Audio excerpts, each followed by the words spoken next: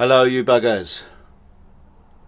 I will try not to put too much drama into this episode because apparently drama, well, there's no place for drama on YouTube apparently. Anyway, it's time to take down these lumps, these dot markers. They're sitting quite high, sitting quite proud. Now I could just go in my 12-inch radius block and I'll be there forever trying to take these down. I need to take them down closer to the fretboard. Then there's two ways I could do that. I've got this, which is basically just a leftover bit of packaging for some bungee cords, and I can put that over the dot and go at it with a little saw, a razor saw, just to start taking it down. Doesn't actually take down much. This is quite thick. Maybe I could use something a bit thinner. Another way to do is put this over the top to protect the fretboard, and go at it with this, which is a power file.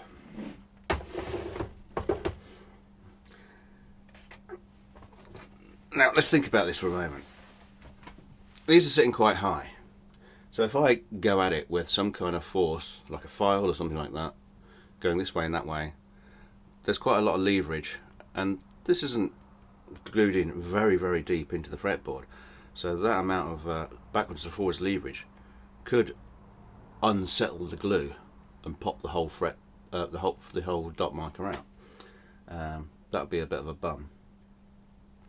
But I will start off with just a bit of protection, and I'll see how far I get with the power file.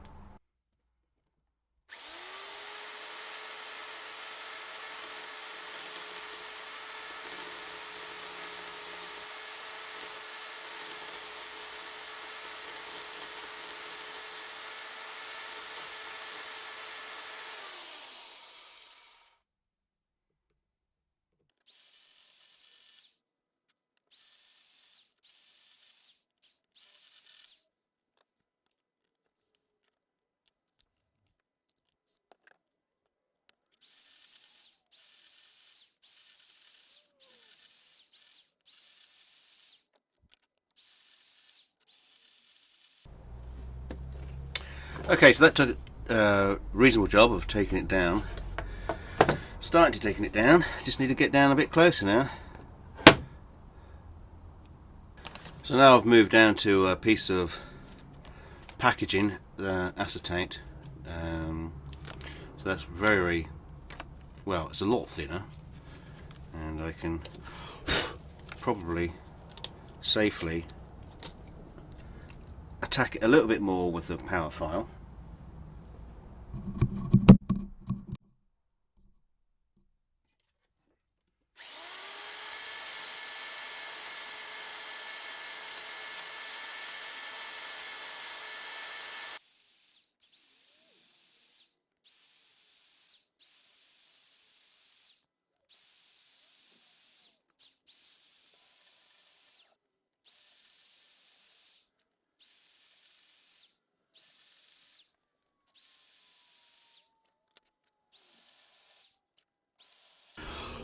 Well, that's made short work of getting it down a lot. It's still got to come down flush.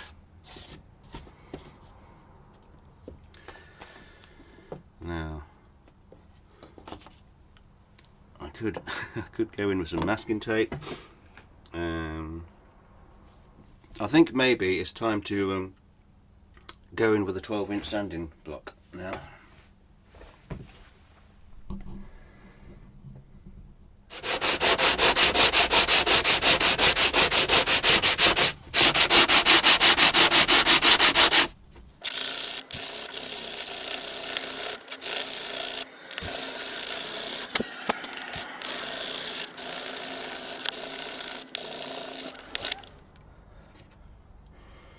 I'm just putting a bit of masking tape along the sides just to prevent sanding block just digging in while I'm hacking at it.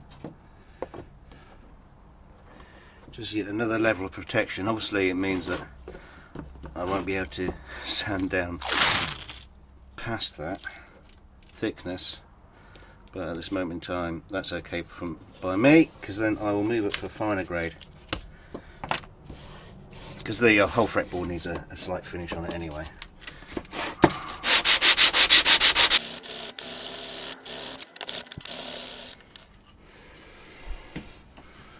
Right, so I put some 240 grit onto my sanding block, and because my bench isn't particularly majorly flat or anything, I just clamped a bit of board with some slip mat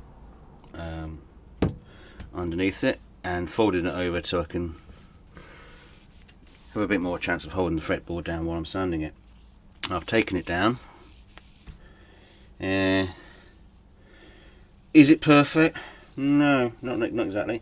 I mean, well, let's face it, this guitar is all about experimentation rather than it being perfect. The dots look okay, though I think it could have done with a bit longer curing, because just in a couple of places grit has kind of like embedded itself into it. But what the hell, don't mind. The only other disappointing thing about this fretboard is just like some places where I've gone through the epoxy layers a little bit, and you just starting to see signs of the weave of the cloth in a couple of places. Because remember, this was a piece of cloth in here to make the top surface, to make the pattern. Okay, fair enough. Just have to deal with that.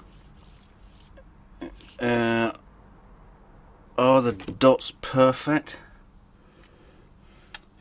Well, in a couple of places, probably minuscule amounts of chip out or drilling in, and then the epoxying the thing in. There's a couple of tiny little spots where you can, outside of the aluminium ring, you can just see a kind of a silvery thing of epoxy. Now, if I'd have thought about it and knew that was going to happen, what I could have done was mixed in some brown powder paint, burnt umber, or burnt umber, or raw umber. I can't remember. Anyway, I could have mixed in a bit of colour, and that would have disguised that, or disguised it a lot more. But you know, in general, it looks okay. It looks pretty good. Here was the test bit where you can see how uneven the actual hole was. I mean, it looks okay as a dot marker, but it's not as defined as the ones with the aluminium surround. So that, I suppose that goes to show you how crappy my drills were. Maybe they needed to be super sharp, super fresh. I mean, like everything else, it helps to have everything all super sharp and fresh. But yeah, there's a few scratches still in the fretboard. I just need to polish those out. I mean, this will get a coat of clear once it goes onto the guitar. I mean, look down the side here where you can see the fabric. I mean, you can't help that. But this will, hopefully, it will all clean up to some degree. I mean, if I wet it, you can see what it will tend to look like when it's done. Not the scratches disappear actually. But well, that's that stage done anyway. Now the filled in pieces of aluminium, I'm going to put those aside. I'm not going to drill them into the fretboard yet. I'm going to do that once the fretboard has been fixed down to the guitar, and just so I've got a bit more substance to drill into, because I could be quite close to the bottom of the fretboard. It just makes sense. So I'm going to put these. I've got a magnet just taped to the back of them. I'm going to put them up there, So if I can't remember where they are, you can tell me, okay? Well, I guess that's it for this one. And I'll have to think what I'm going to do next. See you later, guys.